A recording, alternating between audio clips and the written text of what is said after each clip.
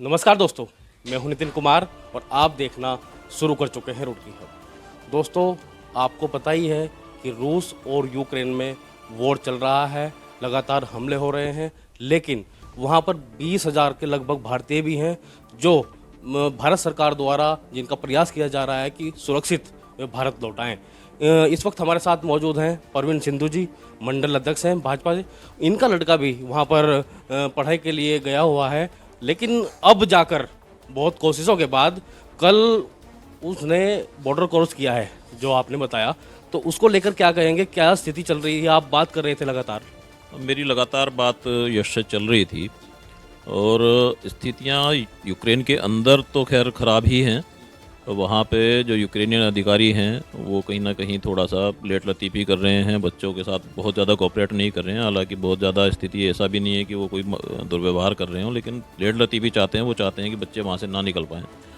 हमारी सरकार ने जब से परसों से जब मंत्री लोग वहाँ पहुँचे हैं तब से और तेज़ी आई है, क्योंकि मेरा बेटा भी वहीं पे हंगरी के बॉर्डर तक पहुँचा था और वहीं पे रुका हुआ था, उसको पास नहीं हो पा रहा था।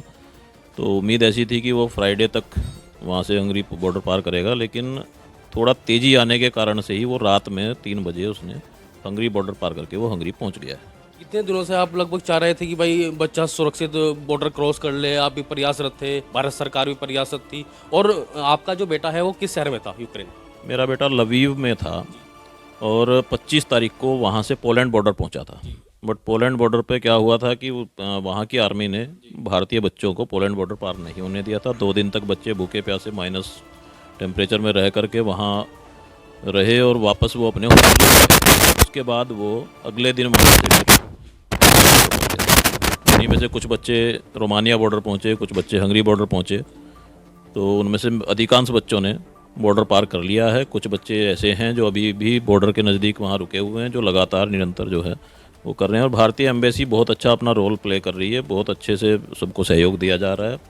अभी रात मेरी बात हुई, जैसे ही उन्होंने बॉर्डर पार किया तो बॉर्डर पर ही कुछ भारतीय स्वयंसेवी लोग भी हैं, जो भारतीय लोग हैं वहाँ रहते हैं, उन्होंने भी बड़ी सहायता की है। लोगों को भोजन के पैकेट दे रहे हैं, भोजन की व्यवस्था कर रहे हैं। और भारतीय दूतावास ने बुडापेस्ट में ला करके उनको एक होटल में ठहराया है जब तक कि उनको फ़्लाइट नहीं मिल जाती। कुछ लोग पहले कह रहे थे कि भाई भारत सरकार मदद नहीं कर रही है, वहाँ पर भारतीयों की कितने भारतीय हैं इतने ये भी नहीं पता।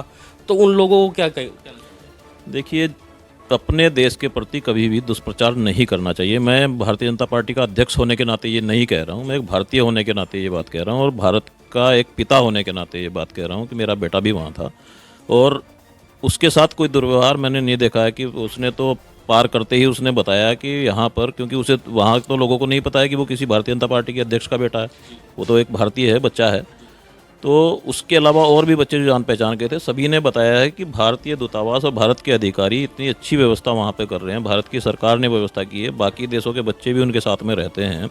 उन सभी का कहना यह था कि हमारे देश की सरकार हमारा कोई सहयोग नहीं कर रही है और भारत सरकार लगातार फ्री ऑफ कॉस्ट वहाँ पर रहना, बॉर्डर से तो वहाँ तक राजधानी तक बुडापेस्ट तक लेके जाना, सारी व्यवस्था दूतावास ने की है। बच्चों का एक पैसा नहीं लगा है, वहाँ पे होटल में रुकाया है, वो सारी व्यवस्था भारत सरकार की है।